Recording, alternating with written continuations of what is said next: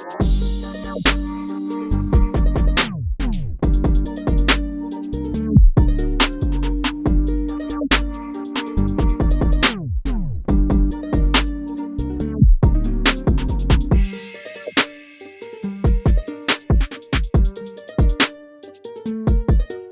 to the BOREDinDE podcast. And now your host, Tucker. What's happening, everybody?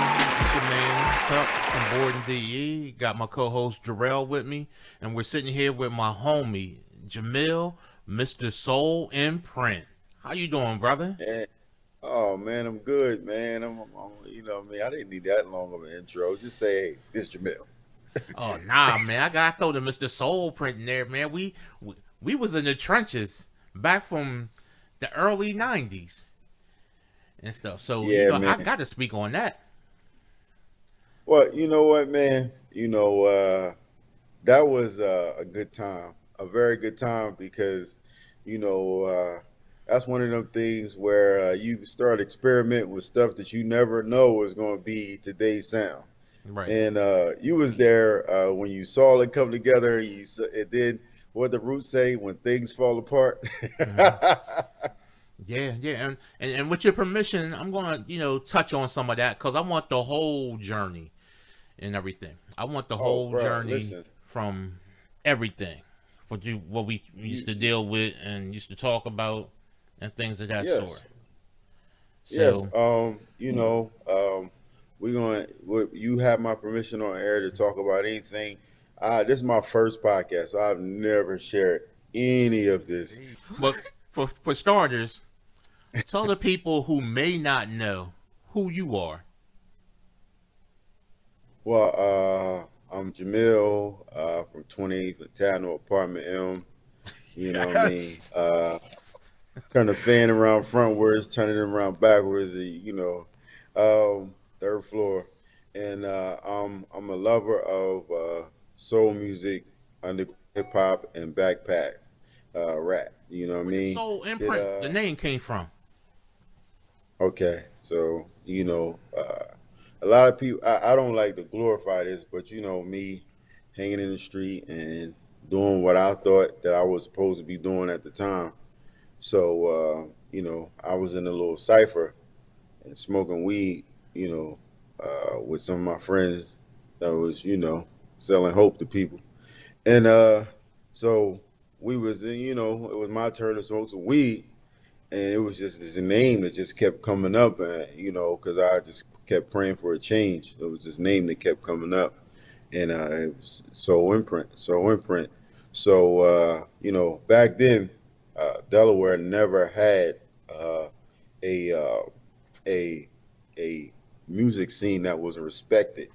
So I used to have to hop the regional rail to go straight to Philly, and so I just had this name written down on a piece of paper, and I didn't know where it was coming from, so I didn't know what it was up with it. So then I just kept praying and praying, and it finally came to me when I was in the cipher, and there it is.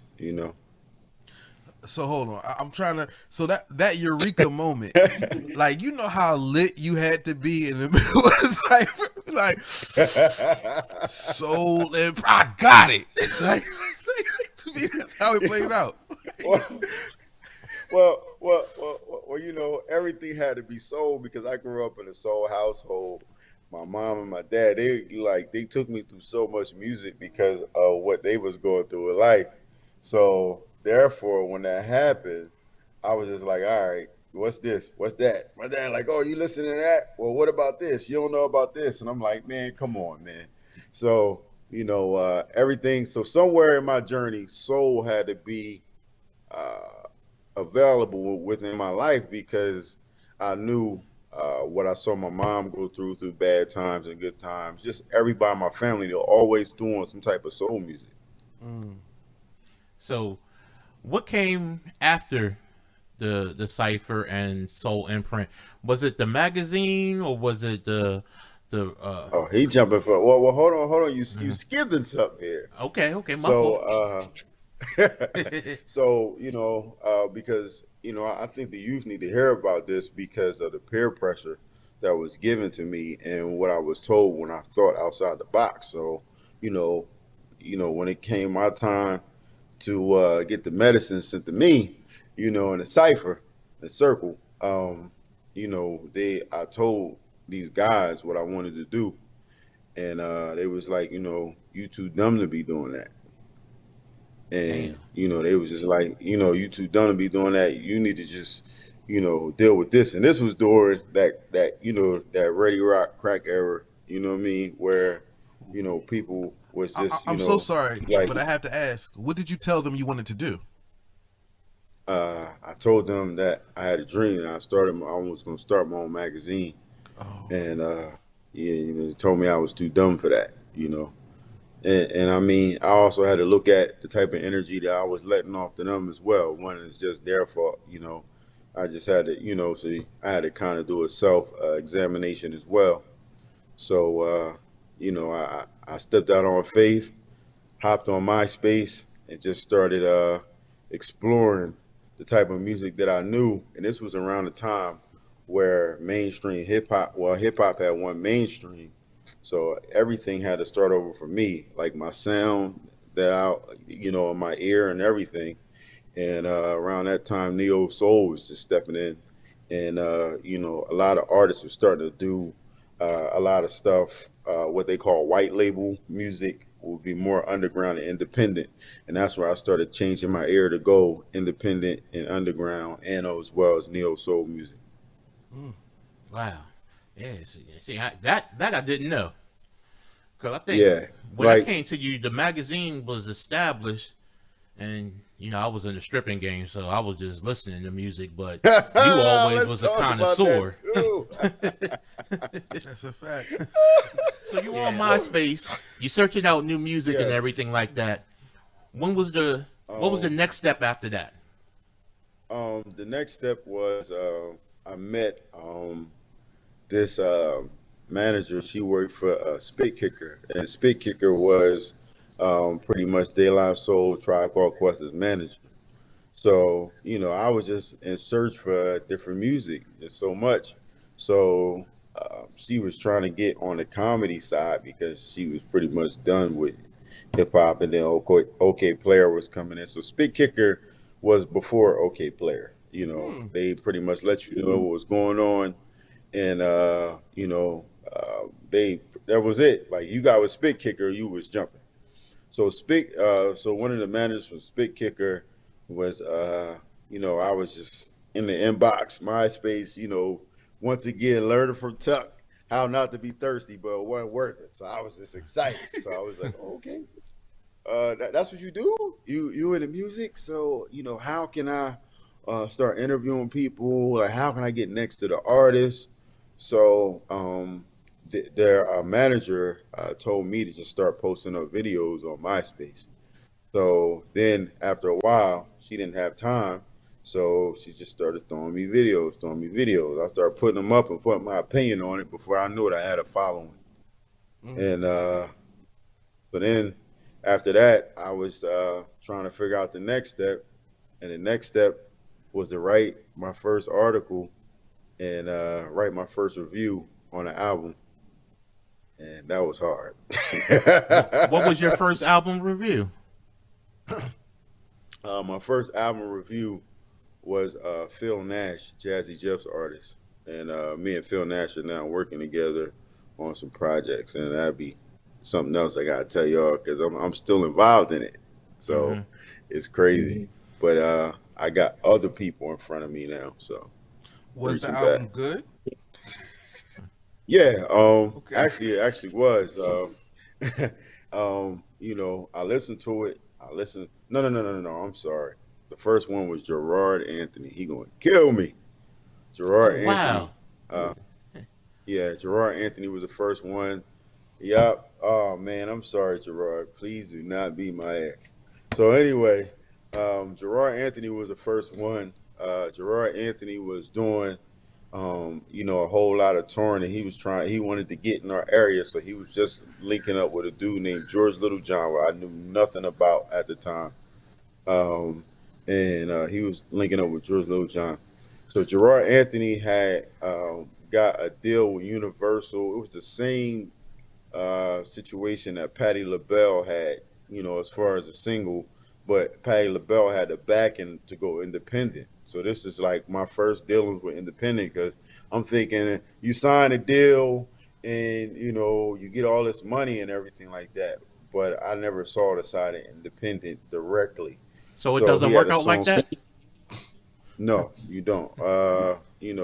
So that happened. So Gerard, we was, he was going from Virginia to DC to Chicago, all these places, and he was, just making sure that he got his album out to all the record stores.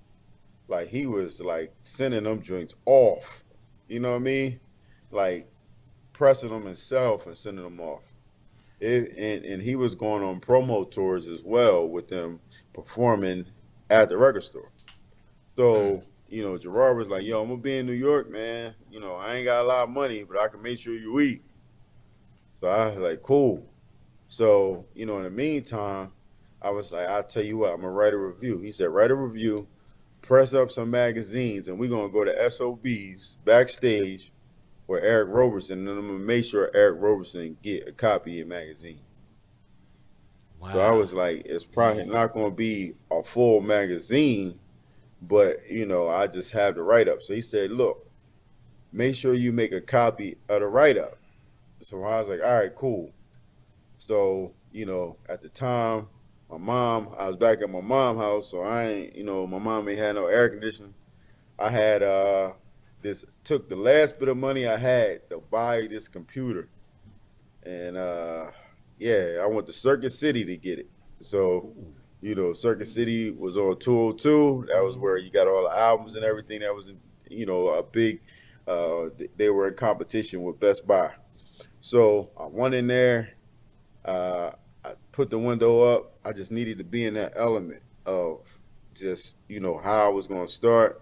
I started reading I read the Source because I got a big collection of Source Double XL Live magazine. Started reading that. Before I know it, I stayed up, just listening to the song, taking it in, and I wrote a review. I sent it to Gerard. He was like, "Damn, bro, you did this before?" I was like, "No."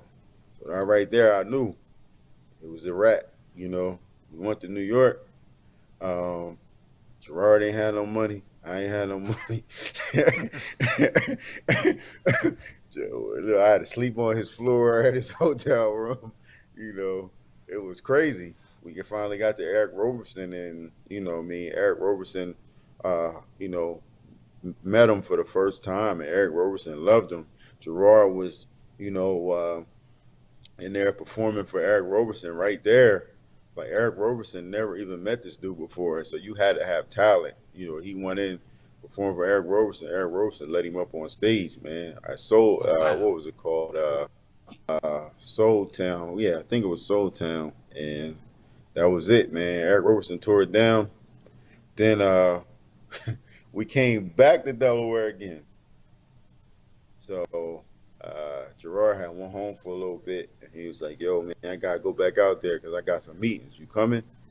So we went to the ASCAP office, The ASCAP and office I'll was an say that. experience. Take us after that. Yeah. So after that, he went. He said, "All right, man, we gotta hit the street because we can't go back.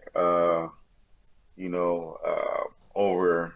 Uh, we can't go back and see. We can't meet up with George till later on." So I was like, "Cool." So we went to Fat Beats. My first time seen them online and everything, but I never been to that historical, record store. And so Gerard went in there and everything like that, and they gave him consignment on his music. And I was just like, dang, that's how it worked. And he was like, yeah, that's how it worked. So after that, it was I had got introduced to a new project. It was the Talib Kweli and Madlib project, Mm. and you know, I started hearing it, and they was in there playing like a whole bunch of underground stuff, even still. And I was just like, yo, I'm here. I rise. I'm home.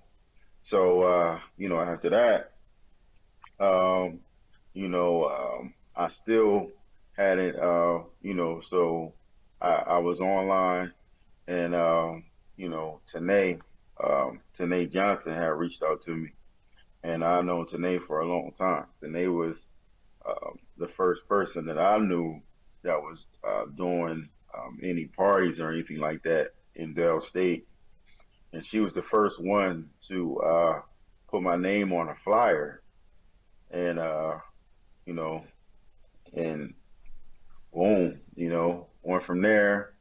And Let me make sure I get this order right. So then after that, she asked me what I was doing, and I was already starting to go back and forth with some people that I had met offline, and that somebody had connected me with somebody that was around the way that was doing stuff that I didn't even know, and and we were trying to write a movie about my life. I'm still going to work on that, so I'm gonna keep it a secret. So, and it was just about at the time it was about a kid trying to get into the scene, but now it's other parts of it that have been added in as well. So I got to keep that to the side. So yeah, so we met. So Nay was like, "Yo, I got somebody I want you to meet." After her party that she had, it was a club off of 13 downtown. Everybody used to go there. Used to be there on Tuck. I ain't trying to put your business out there, but you used to be there. So, are you talking about TPs or Dinos, something like that? Nah, On it was 13. by the riverfront. 13, right across from the gas station next to Shop. Okay, yeah. Yeah. Wow, I forgot the name. A lot of weed smoking, folks. A lot of weed smoking. I forgot. Right. I forgot. So May threw a party there, and she put me on a flyer, and she said, "Well, what do you need? What you want me to do to put you out there?" I said, "Just play Crush Groove all night on the big screen." So she did that. So I was like, "Yo, I'm fooling one day." So went ahead, met my brother DJ Beef, and dope DJ, it's my man, and met him, and we went to Borders, and we said, all right, he got Phases of Black, the DJ company. I got the media situation at the time, magazine called Soul Imprint. We need to come together and do something. So we started brainstorming. So somebody put us on to this internet radio. This was back in the day now. Internet radio called Blog Talk Radio. So we talking and what, like late 90s? Yeah, late 90s. We was going from there and was like, all right, we had royalty accounts and stuff like that. We was paying out royalties to the artists that we was, playing their music. And we started that in Newark, Delaware. And, before I knew it, me and DJ Beef had got together again. And so we had met at Borders. Borders was the spot. That's where you handled business. It was a Starbucks. Mm-hmm. Yes, and you get yourself a cookie. Mm-hmm. That's where the high sedity black folks. When you was, if you were serious about your business, you met at Borders. That's right. You can go there, get a book about what you're gonna learn, and put it back when you're done. You ain't gotta buy it. Yeah. There you go. And then y'all meet there, and y'all come together, and y'all make it work. Mm-hmm. So, me and DJ B started a company called Soul Fusion, and so Soul Fusion, I like DJ B's techniques on the ones and twos.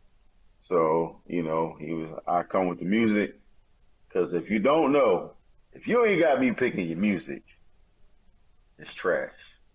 So I got receipts, but no. So after that, and oh yeah, Tuck did ask me to send him some stuff. That's my fault. I've been running behind, so I got to send Tuck some stuff. He did reach out. That's my man. You know what I mean? Oh, Yeah. So Tuck was like, I respect your ear. No, so after that, the popular song I think at the time was Young Jeezy Put On. So me and Beeve loved that song. So we started a show called The Put On Show. And that was our main show. And I had a Soul Imprint Live where I played a lot of the underground stuff. And that was pretty much like mimicking off of Radioactive. They used to come on Friday night late at night with DJ Cosmic Kid. And yeah, it was another show that I was, playing in that lane that, B was doing the R&B show and stuff like that. So the Put On Show was pretty much like a mixture of, the up-tempo indie songs that you don't hear and the songs that you do hear. So we kind of kept a balance, did a lot of gossip, had a gossip column called Ask a Brother, where the females sent me questions about their relationships. Not that I have good relationships, but I give off good advice on what they say. So, so it was, pretty funny, and we did a lot of phone interviews and stuff like that. So now, I just want to hop in here real quick for some of the younger listeners. You don't know how difficult it was to do an internet radio station in the '90s. We didn't have streaming services. You had to be part geek, part businessman, and all hustler. You had to, because you would have to have so much gear just to broadcast. Yep. Now, we had companies like Real Player, and then there was a couple other companies that kind of like how Twitch is today, where you can broadcast from your location to them and they share it with the world. But it was more difficult back then. So for him to say we had an internet radio station and we were actually paying royalties, that was a lot of work just to get to that point. It just wasn't like, oh, I got a webcam, I got a computer, and I got internet. I'm going to be a radio station. It wasn't that easy. It was a lot involved. Look, I got into that world in 2008. And even then, oh man, you already had the carpet set out for you then. Listen, but still, even then, because we still didn't have streaming like that, and it was still about bandwidth. So who's going to get the bandwidth? And the hardest part is, what if the music stops and you're not there? What if something goes wrong and you're not? Because you set stuff up to automate. And so I can only imagine in the '90s where we were talking about Log Me In. I could use Log Me In to get in 2008. Y'all had to go all the way back to wherever y'all had to be there. Whew. And think about this. When he talked about MySpace, uploading videos and pictures was not a click of a button. No. You had to make sure you had the right codec. You had to have that. You had to have a certain size. It was coding. There was a level of MySpace that was coding. That if you don't know what coding is, you don't know that you're coding. Right. But that's what you're doing. Yeah. So I just wanted to just drop that for some of the younger listeners, so they'd be like, "Oh, it doesn't sound that hard." But yeah, it was hard. Because I'll share this with you. I had a coworker that he was doing something similar, and I was still kind of DJing. I had to bring all my equipment over to his apartment, and we were set up in his bedroom. And when I tell you that he had that stuff held together by duct tape, we couldn't move certain wires, because if it messed up if it was some sort of noise or static, we lost the connection. Right. So it's kind of like the connection would be bad. It was crazy. It was crazy. So that's I just had to put that in there to let them know that the stuff that you, Tanae, and B were doing, it was unheard of from three black kids with just the money in their pockets in Delaware. That was something. And well, hold on. We didn't have the money first off. Right. So don't make it seem like we had some bread, all right? We ain't have no bread. We got some stories for y'all, you know what I mean? And we all will come back on there and talk about that journey as well. So we got to tell the story where you got me cussed out by Marsha Ambrosius while we was doing the interview. I said, if this nigga don't stop playing, Tuck had her cussing me out in the interview. What did you do? Your big mouth, didn't you? Bro. Oh my God, it was the worst. I couldn't. She seemed like such a sweet woman. I don't remember that. All you had to do was say yes, Tuck. All you had to do was say yes. At the time, she was going through the breakup of Floetry, so I was getting the exclusives around that time. So you know what I mean. But anyway, that's why I said we had Tuck out talking. It's some crazy stuff. So she was nice. She took pictures with me and everything. We need this story now. No, what happened? I'm sorry. I don't remember what happened. But it could be possible. We had Sound the Market. So, at this time, just to fast forward, I already interviewed Ghostface, people like that, Capadonna. The names was growing, So anyway, I had, they said Tuck was there for a lot of things. So Tuck was there. And so, I asked Tuck, I was like, yo, who should I get at for certain stuff? So, Tuck was like, I'll do it. And then afterwards, Tuck was like, you know what, man? I'm going to put you in touch with this dude named Killer Vision. At the time, Killer Vision was just starting, And what's his name now? Kev. Yeah, he's still Killer Vision. Yeah. Nah, he changed his name because he didn't do stuff for Meek Mill, so he changed it. Yeah. Well, I still call him Killer Vision. So do I. Like just, I've been in the same room or other professional projects with him. So, I gotta call him Kevin. I think it's Kevin Allen. I think. Yeah. So anyway, Tuck had put me, before he had blew up, Tuck was watching his work, and Tuck was like, I think this dude will be good for you. So, I think we did do some stuff with him, and I did do some stuff with him. So anyway, but Tuck did the first one. So Tuck was like, yeah, man, go over there and, I got you, man. It's this tape that, I got this, I was looking for, the hookup, but I got this tape. It's old school, but it's good. I was like, all right, cool. So Tuck over there, he's snapping pictures. He got the camera going. So Tuck was like, come on, Jamil, you slacking. I'm like, yo, don't say this in front of her. Right? She goes in. Right? So Tuck was saying his stuff.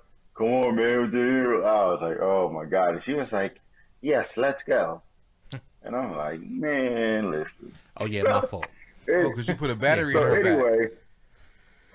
Because I was just hyped. I was like, yo. And she's like, yeah, what's up? And Jamil's like, damn. I love my nigga, but yeah, I'm gonna have to talk to him. Yo, so look, so she is putting me in my place, right? Going in on me, going in on me and all that, right? So I'm interviewing her, and before I knew it, she just was real calm and everything. So when I got done the interview, everybody clapped, right? Because they saw how she was giving me the business. Oh, come on, there's Sony rep coming over there. Okay, yeah, so are you ready to go? And I'm like, man, this dude got me nervous as I don't know what. You know what I mean? That's He's what friends are for. To cut your interview short? Hurry up. But look, she loving him. Yeah, Marsha. Since you doing this, since you doing that, let me get that pic real fast. I'm like, this nigga. Yes, I'm nervous. Yo, I ain't gonna lie. I was straight groupie mode. I love her, man. Yo, I was straight groupie mode. And when she took that picture, I was like, yo, my mom gonna love this. She's like, oh, let's take another one for mom. I'm like, baby. Yeah, so look, I'm like, man, this dude here. I said, this dude, right? So then I'm like, hold up, right? So then I'm looking at him like, how you? So I go over to him. How you think the interview was? Oh man, it was cool, man. It was cool. It was this. I was like, man. I said, what you doing, man? Like, oh man, she wasn't worried about that, man. She was. And Jamil was like, yes, she was. That's a fact. Yeah, I was like, yes, she was, man. But I mean, what that taught me was when the artist is ready, they ready. And I can interview from the drop of a dime. And it was partly due to the fact that I used to stutter as a child. And so for me to interview anyone, for me to give anyone any eye contact, and for me to do anything like that was just amazing, you know. So, and whenever you're talking about something that you love, people are going to listen because you're going to be that passionate about it that they're going to want to hear what you're saying. Yeah, because that I appreciate, because you know what, and so the people, the listeners, and everything know. Yes, he did hire me back, and yes, I did future things with Soul Imprint long after that Marsha Oh Ambrosia's man, fiasco. But then Marsha yeah. Ambrosius So, hired him back. Oh yeah, Okay. yeah. Yeah. I mean, you know, Tuck has definitely been with us on some serious situations. Like yeah, Tuck got some creds now. Like, you know, and you know, everybody that did stuff with us, we just wanted to make sure that they had creds. So anyway, so moving on, Tuck, you know, we had a successful business downtown, Wilmington, Delaware. We had a radio station down there, a live internet radio station down at the and where people would come there, do shows.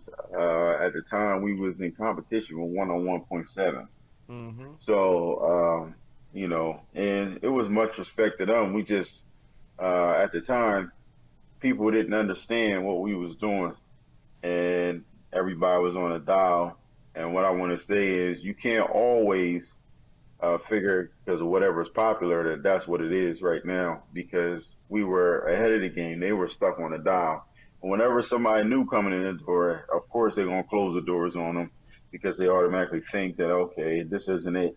So everybody automatically flocked to the dial, and you know we didn't even know our power as well. Mm. So you know, as with all of different companies that were not, they don't see eye to eye within the people at the top. You know, we started having turmoil, and things started falling apart. Um, Due to the fact of me not understanding some things, DJ B not understanding some things, and Nate being the mediator. And so when that happened, it was my choice to leave, and it was my choice. And you know, when that happened, I went into a deep depression, and I went to a deep depression, and I didn't want to do anything anymore. And so I was just doing stuff here and there, here and there.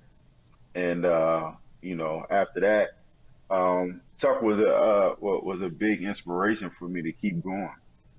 And so he was just like, there the whole time. Come on, man, you can't stop. You can't do this. You can't do that. And I just wanted to go ahead and just do what I wanted to do. And life's path and life energy didn't let it be that way. So then, I came across my business partner Shayna Beasley, and Shayna Beasley came along and added a lot to the game. So at the time, it was audio. Audio was going out and video was coming in. So, one of my the last things that happened when I was with Soul Fusion was we were so stuck on audio that Daryl was like, "Yo, that Marsha thing," because mind you, the Marsha interview never made it up. Really? Yeah, Tuck. never made. Oh, it wasn't my fault. No, no, that was my fault, bro. That was my fault. So, so anyway, it never made it out. So, the Sony, they were like, "Yo, what's up?" So, at the time, the record labels would go to, they still do, but they would go to certain people, and they was looking for independents that they wanted to deal with just as well, because independents was starting to get a lot of stuff out there. So anyway, so the lady was like, "I'm gonna give you one more chance." So I was like, "Cool." And to be honest, without Soul Fusion, I felt incomplete. Like I was just so used to doing stuff with them that when things didn't, I had to do it all on my own. And so that's where Shayna, and even still, Shayna wasn't fully there yet. And So it was this artist. So Daryl King, shout out to Daryl King. Daryl King played a big part in what we were doing as well. But like I said, that's another part that I want to save. Sound of Market, I want to save that when we when we you and revisit Chuck all talk this. to the whole soul fusion. You know what I mean? Mm-hmm. Because it'll all come together and make sense when that gets revisited. So anyway, there was an artist.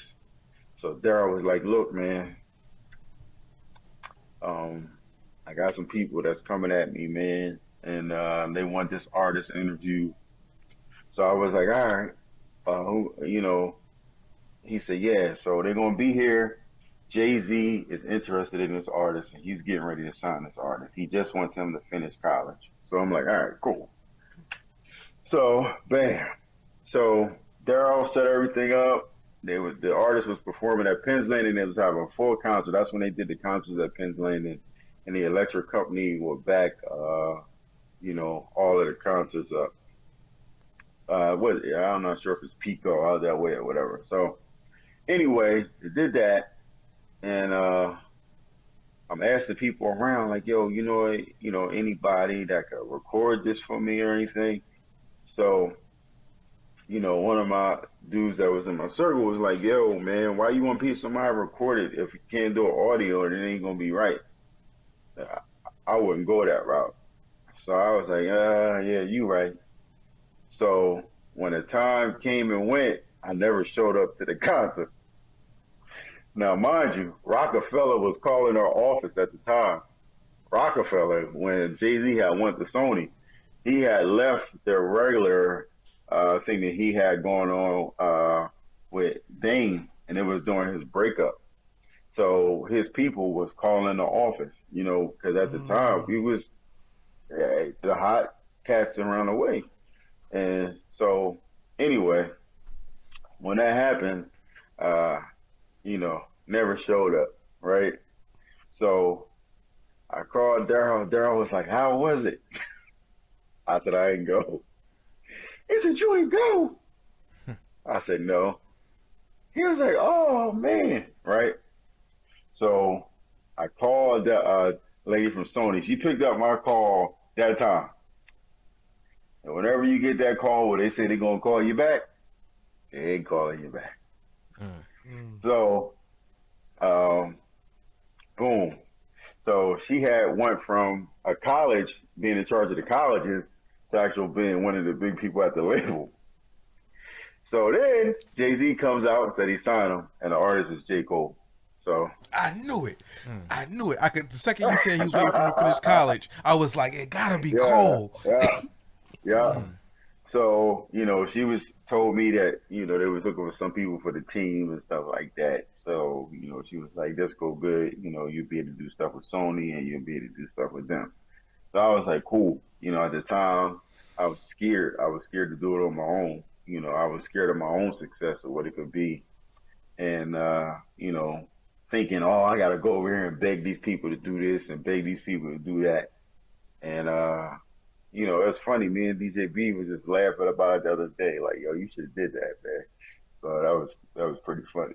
So that's crazy. Yeah. I never put together. And I remember when Shayna came aboard, and me and her used to always talk shop. Now, people that know me know that I don't have a gray area. I just accept you or I don't like you. And me and Shayna hit it right off like brother and sister. And we went at it like brother and sister. Oh my God! But so through all that, we become very close and very good friends and stuff. And one thing I could actually say was that Shayna has always been receptive to any advice or suggestions when it came to working with a camera, because she used to ask me a whole lot of questions. And she used to call herself what, fake camera chick or something like that. Fake camera girl production. Yeah, but she got dope very quickly, cause like she just grabbed onto it, quick. And it got to the point that when I had to throttle back because of things I was doing, she was able to fill the void like that. Like nothing, Mm-hmm. and Yeah, that was she a had beautiful to. thing. Yeah, she had to. And so when that happened, you know, me and Shane had a meeting, and we was like, look, she came along. Um, so my mom had passed at the time, so it was like, all right, I really didn't want to do nothing else then. So, I was like, all right. So by this time, me and Tuck had entered, this stuff with mindless behavior. Like the names would just went on and on and on. So, anyway, I was like, all right, it's time for Soul Imprint to step out on his own and really do this. So Shannon came along. Shannon was like, look, what do you want to do? And at the time, also, young folks or people, have your goals set out. Mm. There's nothing more frustrating than not knowing what you want to do, not knowing your target audience.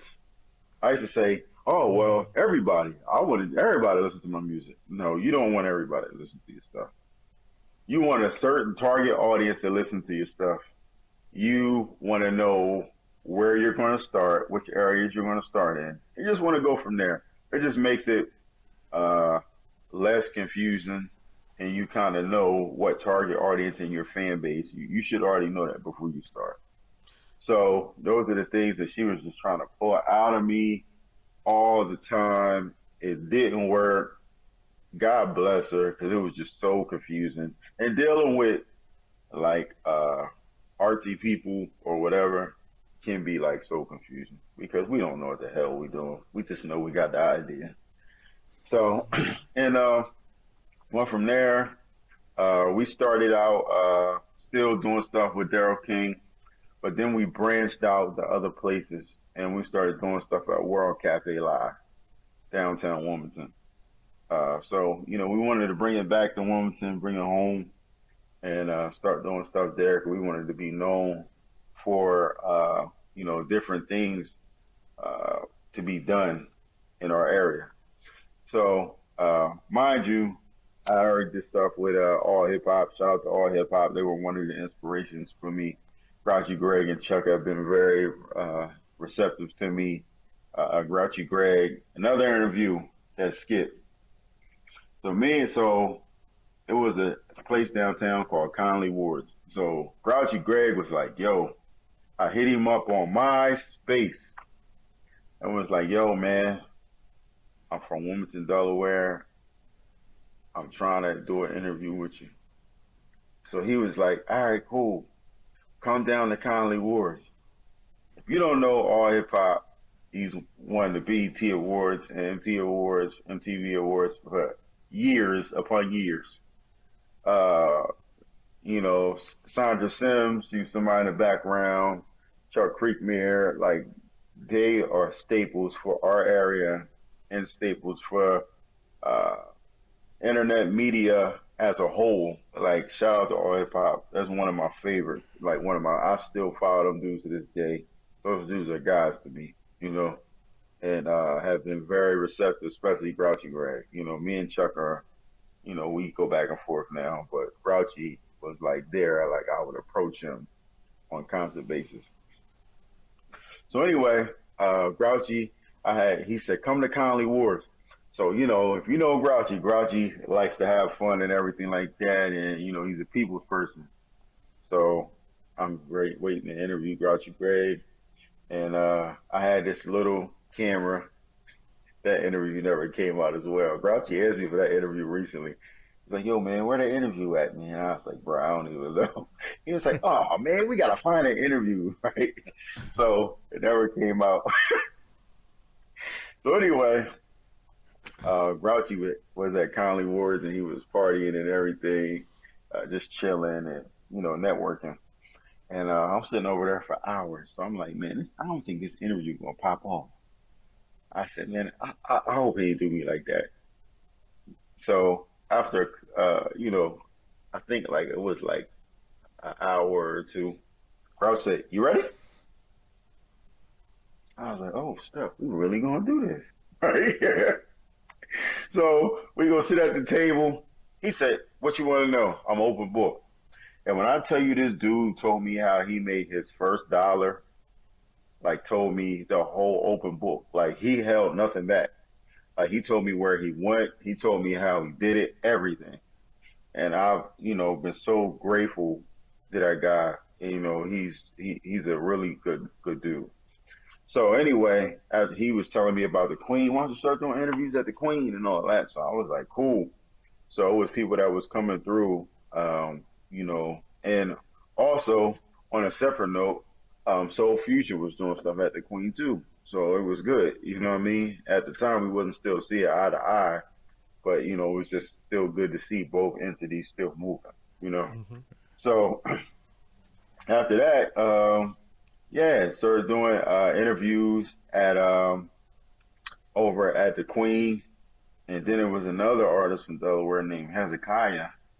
So did something with Hezekiah when he, it was his last project that he was on Raucous, because a lot of people don't know.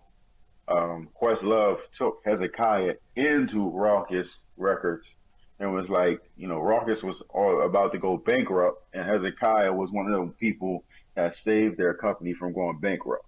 Mm. So I started getting my name out there more and more and more. And so Shana came back to the table, was like, all right, we just running around interviewing all these people. Where are we going from here? And, Shana ain't the easiest person to get along with. You just thinking, we interviewing people, we doing this, we doing that. Okay, we good. But she was more the business side, and how can we make this more, how can we make this into dollars? So, Mm-hmm. Yeah, man. I heard. I had some great adventures with you guys, and let me share this with the public. Okay. When Soul Imprint used to hire me to ride with them up to New York to photograph their interviews and things like that, I was a nervous fucking wreck. I was nervous because Jamil is like a brother. Shayna was looking up to me like I was the guru. Man, I was nervous. I was so nervous that I used to sit in the back of the truck, put headphones on, and like play rock music, like heavy metal and stuff, just to kind of get myself in a hyped up zone. Cause Jamil was like, "Yo, you don't want to check this out?" I'm like, "Nah, I'm concentrating on something." So one day when he was changing the songs, he's like, "What the hell is Tuck listening to?" Like, yo, I was really like listening because I was nervous, because I was treating like every time with Soul Imprint was like a wedding. I don't get a second chance. You can't tell an artist like, "Oh, you blank, let me get another picture." Nah, I have to be on point. Right. Yeah. And I had to throttle back my excitement, because when we met, man,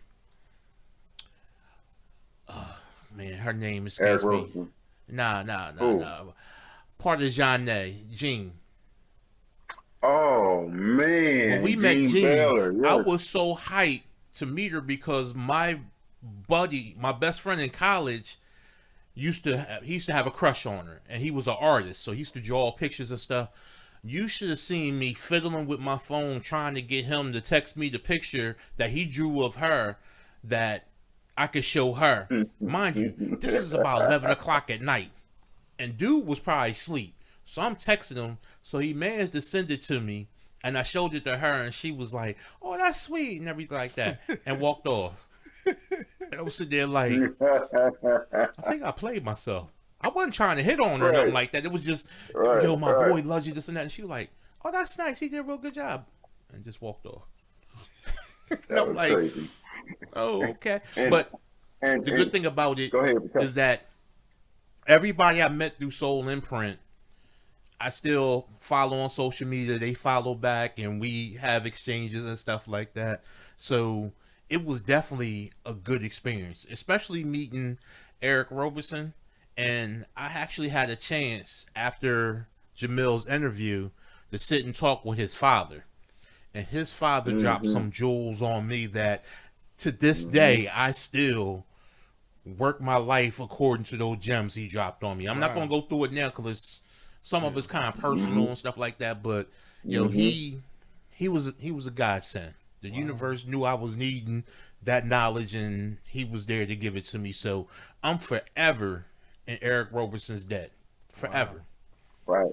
And like, his dad might not even remember it, but it was the world to me.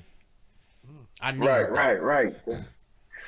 When we was at the Champagne Bubble place, the Bubble Lounge or whatever, before it closed. Remember we was interviewing in the basement at the Bubble Lounge. That right there, that was crazy because that was Eric Roberson's Mr. Nice Guy. That was no more, Mr. Nice Guy. That was a big release for him, and you know, that's something that he did with Purpose Music Group with George Littlejohn. And George Littlejohn, they do a lot of stuff, distribution for Sony and stuff like that. So, you know, I had already interviewed. So George was like, "Yo, man," he called me. "What you doing?" I said nothing, and I don't know why George called me. And George was like, "Yo, man, you still interviewing?" And I was like, "No." "Why not?" I said, "I don't want to do it no more." And he was like, "Are you serious?" And, you know, I was just good with, okay, I interviewed Ghostface, you know, I interviewed Capadonna, I interviewed, you know, the dudes from All Hip Hop. I interviewed one of the presidents from G Unit. I'll talk about that when we get Soul Fusion on. You know, it was just, I was good with the people I interviewed already. I interviewed the Whisperers, I interviewed, you know, I was good with that. I'm good. So he was like, "You can't stop there, man." So they had it was the Wawa thing that they had going on downtown Philadelphia. So George was like, "Yo, go down there and interview Kendrick Family Soul for me." And at the time, it was the last minute. I ain't going go hard on my man George, but I guess somebody might have pulled out on him.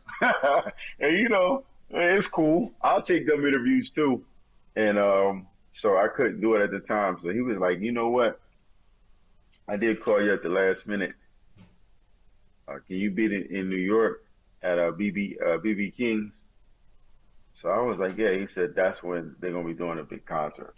So boom. So I had already interviewed them. Me and Shayna met Jay Leno, you know, Jeff Bradshaw. It was a really dope concert. So we was just starting to get back and forth to New York, and that's what we wanted.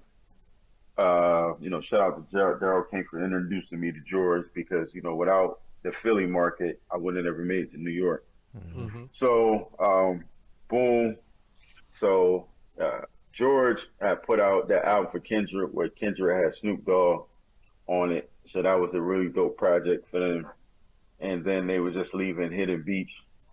You know, a lot of horror stories of Hidden Beach, how they was doing them and stuff like that. Then after that, you know, he had did something like one project with Eric Roberson. And mind you, when Purpose Music Group do a project with you, it's probably like one of the best projects out of your catalog. So we snatched up Tuck in the back, chilling. He acting like, you know, I'm like, "Tuck, you all right?" Now, mind you, if you are in a truck traveling with me to New York, I purposely will make playlists just to see everybody head nod while we're on our way to New York. So that meant a lot to me. So I'm looking back at Tuck like, "Yo, you hear this? You don't like this?" "Oh, nah, fam. I'm back here listening to my stuff." Man. So, you know, I had to hit him with this nigga. Right, so I hit him like this. I was trying to get in the zone, bro. Right, you was back there listening to do Hostage and like heavy metal hard. Yeah. Nah, he probably was back there listening to some soft rock, some White Snake and stuff like that from MTV days. You know what I mean? It was all over. One trip, I listened to Creed all the way up, and then listened to Disturbed all the way back down. Right, that's what I'm saying. So I'm pulling out some exclusive stuff because, you know, I was known for bringing out exclusive stuff. Like my hip hop shows with, you know, in the put on show, with the Soul Fusion whole situation was known for those type of shows, like, where people was like, "What's that?" I gave you rarities, The B So sides and that remixes. the Yeah, man. B Cause sides stuff you never heard of, like crazy stuff. Like, I will put you on to some stuff. You know what I mean? Like, I was one of the first people to even bring an interview of foreign exchange to our area. Interview Fonte, Derry, all them people. Like, I had them on the phone at my mom's house. So I mean, and, wrote a review on them and stuff like that, and had them on our show. So I mean, and actually meeting them during the minstrel show, and they knew who I was. That was real crazy. So anyway, we got there, and you had us, and you had Essence Magazine. So George threw us first before Essence Magazine. He's like, "All right, hold up, Essence. Let them go first." So the pressure was on. So Tuck took like 300 pictures that night. I felt like I had my Yankee cap twisted, had my button-up shirt on. I was real Jay-Z at the time, button up, Yankee cap turned to the side. Felt like a star. And, Tuck had his photography was on point. And Tuck got a chance to meet Chubb Rock yeah, because Chubb Rock was there. And it was quite a few people. So from that experience of how professional Tuck was, I ended up getting asked to come back uh, to Eric Roberson's first single, Back to Brooklyn. And I was in Eric Roberson's first video Wow. with Chubb Rock and everything. So we was in Brooklyn where because it was a remake of Do the Right Thing. And I met Tracy Lee. I met a lot of celebrities. And after that, um, me and DJ Beef was in the same place. And it felt kind of awkward because I was just like, all right, I'm supposed to be here with this dude, but we here separately. You know what I mean? And we never showed any disrespect. It just felt odd. Like, damn, dude, this was the trip that we were supposed to be making together. But Mm-hmm. us being immature and everything like that. So, he was there and he, got some, he was in the video as well. And we still weren't paying attention to the signs that God was giving us right there. Mm-hmm. And, it was just so crazy that we could have did more collectively, there working with each other. And it was crazy when he interviewed somebody, actually interviewed somebody. And I held the camera for him. mm, And it was just like, yo, I held the camera and I was just like, it was odd because, you know, I was like, I wanted to give him some pointers on some stuff I would have did and stuff like that. But I was like, you can't do that no more, bro. Y'all not together.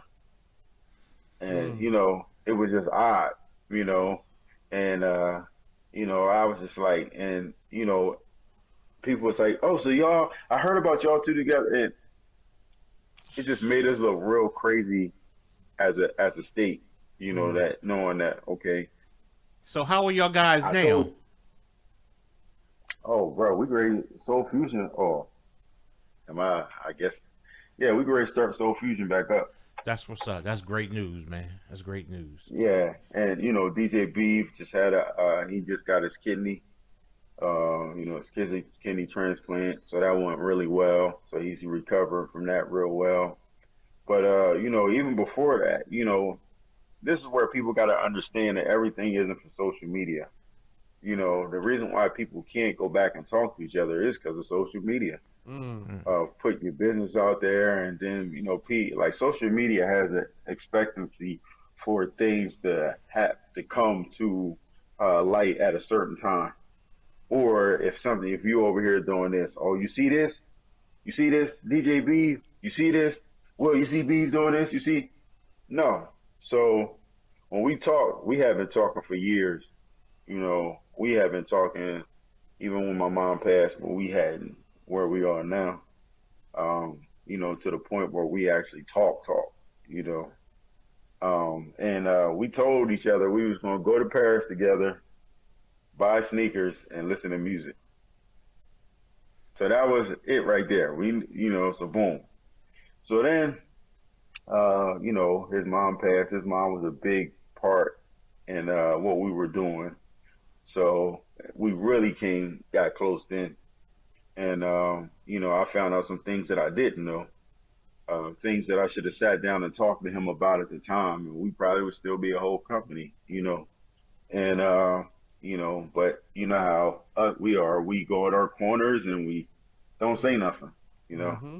So anyway, you know, we got some things coming up with me and DJ B. We're gonna be doing some music stuff together, and we're gonna be putting out our own individual stuff as well as our stuff we doing collectively. So Oh, that's and what's up, man. so we That's dope. yeah we getting Nay and we getting Shane back at the table, and you know, do some stuff with my brother Tuck, do some stuff with my man DJ Nitty Gritty. You know what I mean? So it's a lot of, you know, quite a few outlets, but yeah, I'm gonna go rock out with my fam. It's amazing the things that can be resolved by a conversation. Like all that time and Correct. all that stuff that has, you know, that has passed, you know, and it sounds like it just needed, you know, the right convo at the right time to kind of bring y'all back together where y'all needed to be. Men need to be men. You That's can't right. expect other people to come pull people together. Women can't do it. Men need to be men. Whether y'all gotta go in the room and close the door and fight, and then y'all go buy each other dinner afterwards, because instead, you know, men need to be men. Or whether it's to talk, whether y'all gotta cuss each other out, or you gotta tell each other you tripping. Men need to be men. Men don't know how to talk to each other because the men that they see that raise them don't know how to talk to people as well, and don't know how to Right. talk to them. So you automatically think that you're supposed to go in your corner and not, you know, when you start something, either you're going to end it in a good way and y'all going to agree to go separately, or y'all just need to sit down and ride this shit out, you know. And Yeah. A lot of times now, I think people get a little too sensitive, especially it goes back to your point of social media, because if me and you could sit down and we could even, you know, as men come figure out our differences, whether it be going into the back, you know what I mean, it is what it is, and then and being fine with each other. But now the world, all right, you know, once you put it to the masses, it now feels like, oh, now my ego is even more, my pride is even more involved. So, you know, that's why I just applaud y'all for being able to kind of be able to have that conversation and get past that. And that's what's up. yeah, because you know, at this point, it's not even about us no more. It's about legacy now, and it's about having, you know, the music, a music legacy of all parts, not just people wanting to be rappers. I never wanted to be a rapper. I wanted to be Fat Five Freddy. Mm. So and you know, that's the person that I looked up to. I would run home after school every day. I wanted to be Fat Five Freddy. You know, and you know, and you got people that just want to be DJs. You got people that just want to be personalities. Mm-hmm. So the lanes have to be open for those people. And you know, we were some of the people. We were some pillars in our community that started that spread it out in different places. I mean, DJ B interviewed Meek Mill. You know what I mean? So you know, I mean, he got creds too. You know, Right. so I mean, it's and I mean, the dude is dope. He's amazing. He's an amazing brother. And you know, all these people they need to come in those communities and come together and you know, make something work where we can put on for our city, just like Griselda did for Buffalo. You know. Mm-hmm. Yeah, man. Uh, But yo, man, I and appreciate you taking your time out though, man. You know, to come so through. You yeah, know, we. you know, when I interviewed Erica Badu, um, she taught me something. By the way, you Um, casually said that. By the way, like out of all the names you said the whole show. Right now, close to the end, you like, yeah. So Erica Badu, what? Bro, listen, I haven't even said half of the names. I gotta save it. It gotta go right. Hmm. Cause, you know, yeah, but I interviewed Erica Badu. What did You she teach know, you? well, at the time, Erica Badu wasn't interviewing anybody because they was changing her and switching her shit up. So, and, you know, people just be interested in the names that I interviewed and stuff like that. and just throw a picture up or whatever. And just be like, find a picture and throw it up and have a name on it and shit like that. Like I ain't with that. I want it's a history behind it, and it's jewels and gems that could be taught. Just like Chuck got taught some things, I got taught some things. So anyway, she just didn't interview with anybody. So you know, we did a short documentary on her bodyguard, and she happened to be in it. And it was so funny that she was like, "Yeah, I'm not interviewing," and he was like, "Please," and she was like, "No, I'm not. I don't know him." Mm. And so she was just like not doing it the whole time. And when I tell you, I ain't Erica, but whatever y'all see on TV, Erica Badu in person is even better. Like Mm. it's dumbed down. Erica Badu is beautiful all the way to her pinky toe. Mm. So, and she has a lot of control over all the men that run with her. So you saw what happened to Andre 3000. You see, listen, she changed him. DLC, she changes you. Okay. But not only that, she got him disciplined. Like she put him through some training and some security training or something. Like it's that discipline with her, where and everything. It was no chaos. Everything was smooth. Everything was straight. And her assistant, the gay dude, she even had him disciplined. The females in there, the females that was in there. Yeah, I can't wait till we go to the bones on this one. Oh, bro. So bro, it was crazy. Shayna laughed in her face. We'll talk about that later. And I snapped on Shayna like, "What you laughing in her face for?" She said, "It's funny." And I was like, "Oh my god." Anyway, so but yeah, Erykah Badu taught me to be selective with who I talk to, and because everything ain't good. So and I've been holding these stories for a long time, and I just want to make sure that it went out to the right people. So we of course, we from Wilmington, Delaware, and with Connection Philly as well.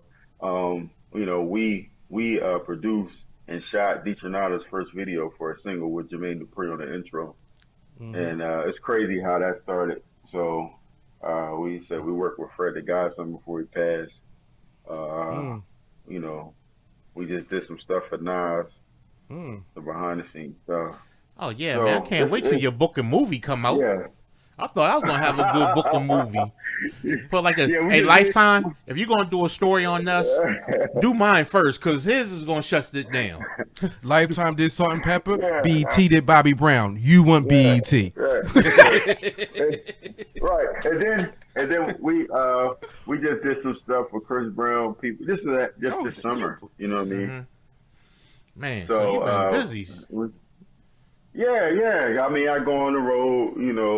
It created a handsome salary for me, and then afterwards, I come back home and try to make it happen. And it's an actual artist, a hip hop artist out of Delaware, east side of Delaware, that we actually put this project out. We got to shoot a video for. His name is BOREDinDE. Dope lyricist, all of that, and yeah, we just working, still, working and keeping it going. We got a studio, got the media company. Just did something with the dude that won the Grammy for the Eminem's Godzilla, Taylor. He working with, my dude right now. And yeah, we just still grinding. I'm not gonna stop until I die. So. Yeah, so it's going. So, but shout out to BOREDinDE. Even if I could come on here and just say a corny joke, or you need me to beatbox or whatever, or y'all need my opinion, y'all need my Lord Jamar. Y'all need my Lord Jamar opinion on something. Y'all got me, man. Whoa. Y'all got me. Y'all got right about that. Yeah. So everybody, got me, new episodes each and every Thursday. All our social media is under BOREDinDE. And until next time, this is Tuck, Jarrell, and our special guest, Mr. Soul Imprint. Peace, everybody. Peace. Peace. Soul Imprint's boardroom, if that makes sense. All right. So, welcome to this boardroom. The way that we got here came from a lot of hard work, sweat, tears, and no fear. See, when we stepped in, what is it? Probably like 94, 95. They didn't think that we would be this kind of weapon. They didn't think that we would detonate like this. They didn't understand how hard it would take to make this, especially being nothing less than conversationalists. It was something about the way that we talked to them, something about the way that we became what we wanted to be when all we aspired to be was Fab Five Freddy. I don't think y'all hear me. It was something about how it felt to have that mic in my hand and speak to the world. And I'm talking about everybody from Capadonna to Ghostface if we talking to Wu-Tang Clan, and I am. Once again, if I take you to where the story began, it's so hard to fit it in just 40 minutes, 60 minutes, an hour and a half. So you can do the math on that as this time begins to pass. I will just tell you about the past because I've had that same fallout, separated from your man. Had that same point where you had to have that conversation in the back room because social media can taint where your future is. You know how that feels. I'm just being so real. While y'all was so captivated staring at the cover of the pages of a gangster grill, I was making sure that I was writing and saying the words that gangsters feel. It's different. So hope that y'all can take this moment and this experience and understand what we doing. Because when you step into Soul Imprint's boardroom, you'll feel that soul fusion. Thank you. Wow. Yo, Where should I be doing this? Yeah, you know what I mean?